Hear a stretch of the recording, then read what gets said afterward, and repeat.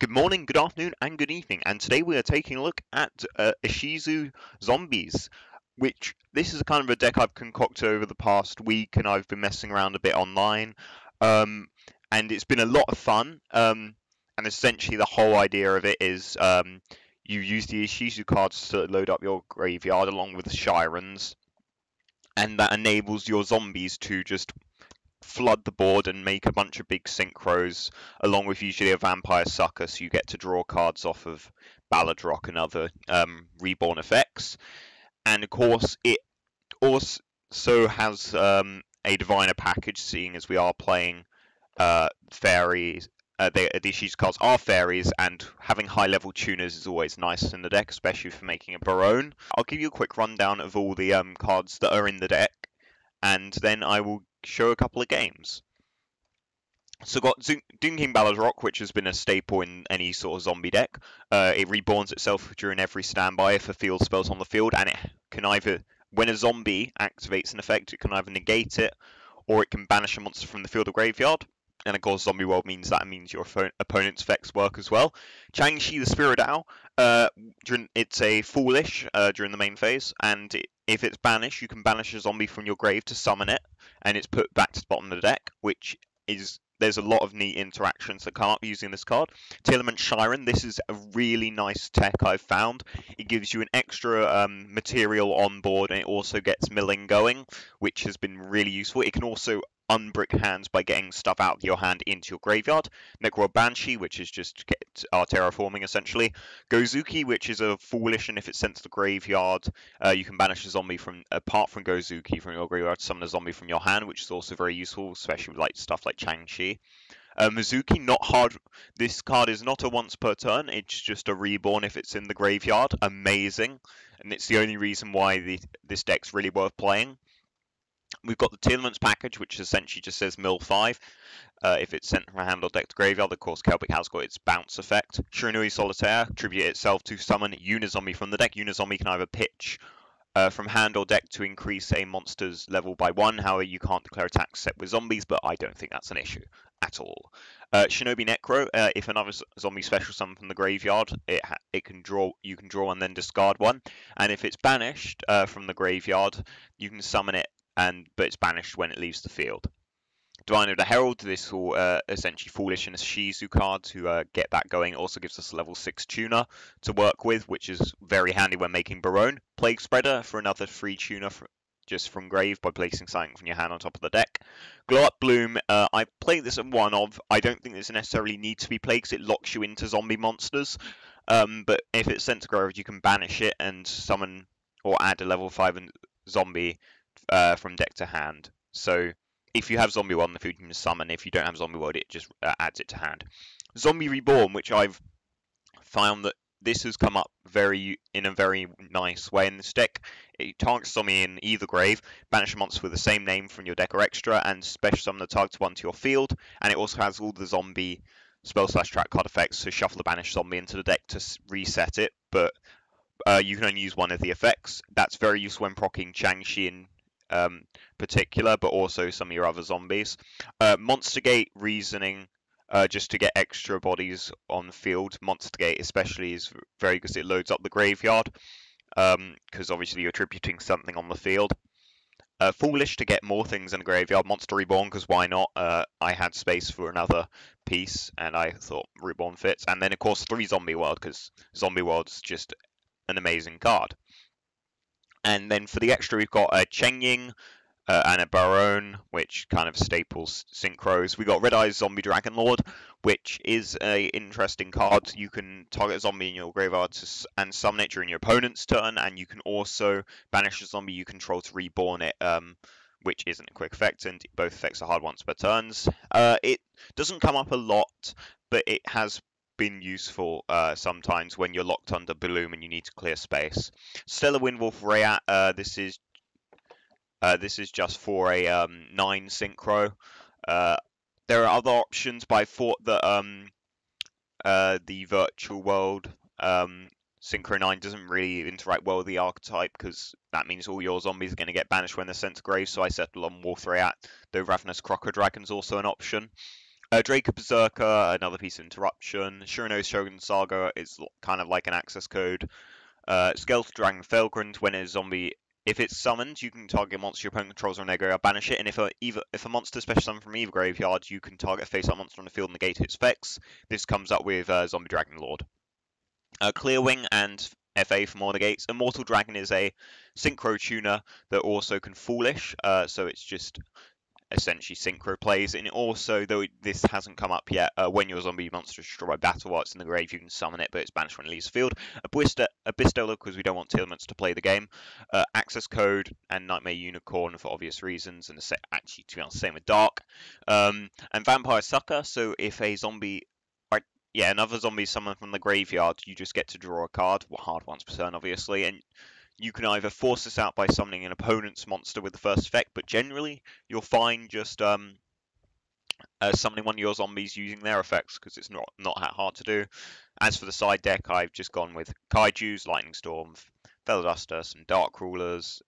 Super Poly is the only thing I've really changed around in terms of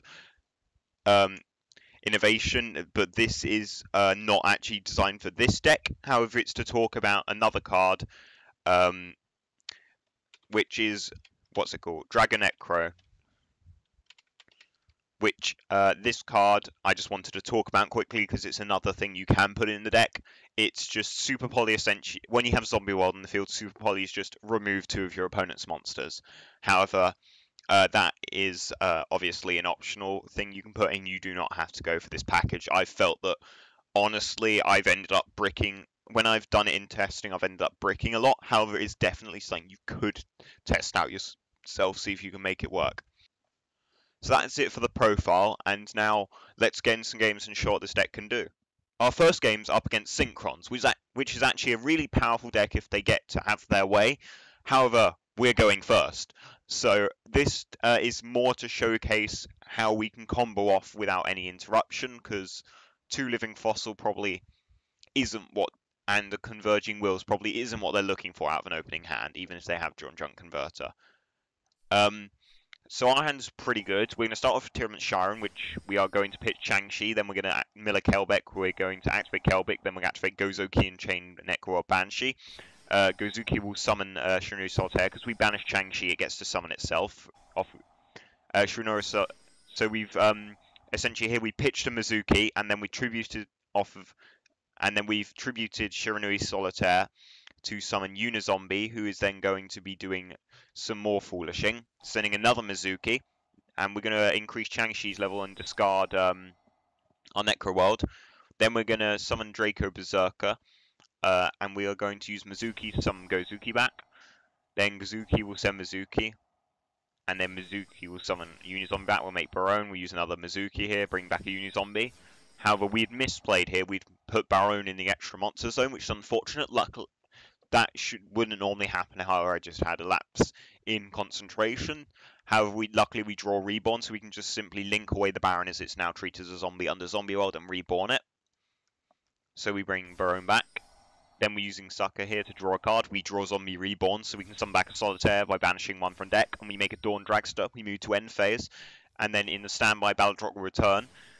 And we are ending on 1, 2, 3, 4, 5 interactions, which is 1 spell and trap negate, 1 monster negate, 2 monster banishes, and an Omni.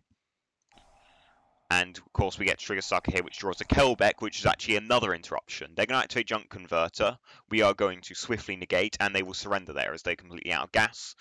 But yeah, this replay was just to show how powerful it can be if they're allowed to have their way. Though obviously this may not always be the case. Okay, so the next replay is against Dark Worlds. So this was a very interesting match, and it was very back and forth. So we're starting off with Diviner here. We're sending Kelbeck, because we've got an Agido in hand. We're going to mill 5, and then we're going to use... we're using a Agido here, because our mills have not given us anything to start a combo here, really. There's literally nothing we can do, and our hand is currently dead. That's what made this game so interesting, because we had to come back from this brick. So we're thinking strategically here, and we're activate Zombie World, and we're making a Baron, and we're using Mizuki to reborn the now Zombie Agido to make an Abyss Dweller, knowing we're playing against Dark World from the mills, and then we're activating Abyss Dweller here. So they're activating Bigfoot, then they'll activate Genter, they'll activate Gate, warn the Gate with Barone. However, we did not know they had a second Genter in hand to search another Gate, so unfortunately that resolves. However, they are going to now move to battle and attack over Dweller, return to summon Rainbow, and just not activate Gates for whatever reason. We're returning Baron to summon Diviner, then Diviner send another Guido to mill again. And then we hit a Neko Main King of all things. Yeah, so that ends our turn there, and but we get some Doom King back. They're gonna summon Grapha, then they're gonna make Hope Harmonger, beat over our Baladrock. Then gonna make Zeus and Zeus the field. However, we have a Necroid in graveyard, so we can activate another Zombie World. So in the standby phase, our Baladrock will come back. And from here, we can just kind of go ham crazy. We're just shuffling Mizuki back in for reasons. Summon Solitaire, then we were going. Okay, so we were going to banish Zeus here. However, me being a moron clicked on a Diviner of the Herald somehow instead. But that was supposed to banish Zeus from the field. And so we're going to Unizombie off of Solitaire, we'll activate Unizombie's effect, and we will pitch the Plague Spreader, then we'll Foolish a Mizuki. Activate Mizuki, bring back Changshi. Changshi will send another Mizuki, I think it was. Yeah, another Mizuki. Make a Chengying. Now we activate Mizuki, bring back Diviner, which we haven't used yet. We used Diviner and we also used Chengying because the card was banished, so we banished those eventually anyway. Activate Kelbeck, and they will surrender because there is simply too much gas in the tank.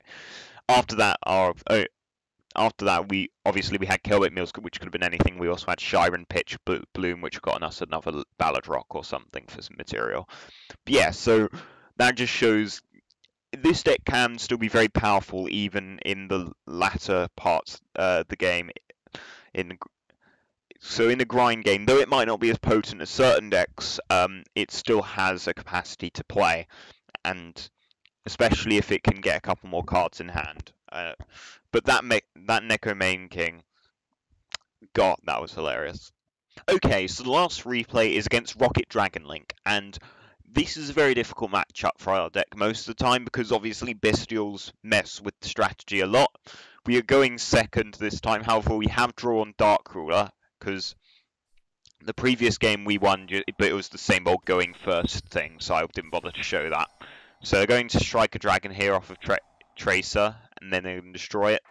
Now back the Tracer, link into a Guardian Pisty off of Wyverbuster, and add a Clap Serpent, summon the Clap Serpent, links into Romulus. Romulus search your Ravine, then we'll banish to summon Magnamut. Magnamut will get search and end phase. You get Hieratic Seal, then activate Boot Sector, and summon Trace from hand. Trace will pop the Boot Sector to summon from deck. And then we'll go into a Borreload, which will equip Romulus to get 2 negates. So they've got 2 Bestials in hand, a Borreload, and a Hieratic Seal. We're going to Dark Ruler immediately here, then we're going to go into Diviner. Diviner will send a Guido. A Guido will mill nothing playable, apparently. Wow. We're going into Baron here off Kelbeck, and we'll have to negate Druis Worm before Druis, because they attempt to use Druis Worm here. They'll use Hieratic Seal to trigger its effect to summon from deck. Summoning an Absolouter will pop the face down. We won't go to battle because that would just give them a search. Though, to be honest, it all works out the same way either way. They draw Banded Beast. We return Baron, summon Diviner, Diviner send a Guido, and then a Guido to mill 5. We're hoping to break down the resources in their deck here, because Baron does nothing on field. If they can make lethal, they can make lethal through Baron. They're getting Levianeer. God, they hit the Dark Ruler, hitting our only chance at follow-up, going to Delindrus. We're just hoping they don't have lethal here. They Rocket Synchron, Druis Worm back, going to Quad Borrel, and then they pop our Diviner, and then Quad Borrel pop Delindrus, summon a Rocket, and then Delindrus will come back, and that seals the deal. So, yeah, that demonstrates that, unfortunately, even going second, if you don't have the right hand, or rather, the right mills, this deck struggles to cope with even minor interruptions, because the Bestials didn't even have a chance to play. That was how bad our mills were.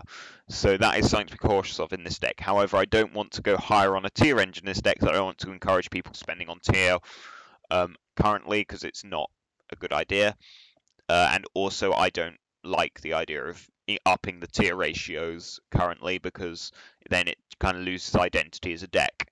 But that kind of shows its lower point, I guess.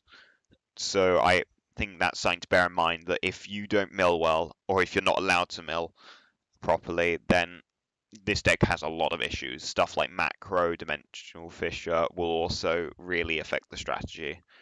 However, that is something you just have to take in stride as a graveyard-based deck, which is unfortunate in a format currently filled with Telements. Okay, so my final thoughts on the deck are... I have mixed feelings because I really like this deck and I've had a lot of fun with it, and it can do really well, as demonstrated in the first game. However, it does lose to a lot of just graveyard shutdown pieces we're seeing float around in this format, with Shifter, Abyss Dweller, and others all presenting a massive issue for the deck. However, if it is allowed to play, it can play through one or two Bestials possibly, then it can be really powerful. But obviously, it's got to have the right format, and unfortunately, this really doesn't feel to be it. The upcoming Kashtira format's also going to be interesting because although they're maining Shifter, they're not as likely to draw into it because they haven't got stuff like the Ishizu graveyard effects to just put everything back in deck, which, though it wasn't demonstrated here, is a massive issue for the deck. However, I feel like as a deck itself, it is definitely competent. I think there's some way to work around. Upping the tier ratios would probably do more for it, adding a Kit Kalos to really facilitate mills. However, I'm not willing to do that just because I feel as though it just isn't as much a zombie deck anymore as it is just a Telement combo deck that uses zombie cards for material, if that makes sense. However, if you want to try and play this deck at its best, I would definitely recommend upping those ratios for the Telement cards.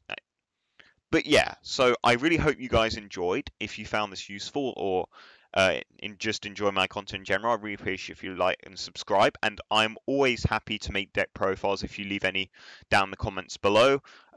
Yeah, I'd always be grateful for any ideas. And I'll see you in the next one.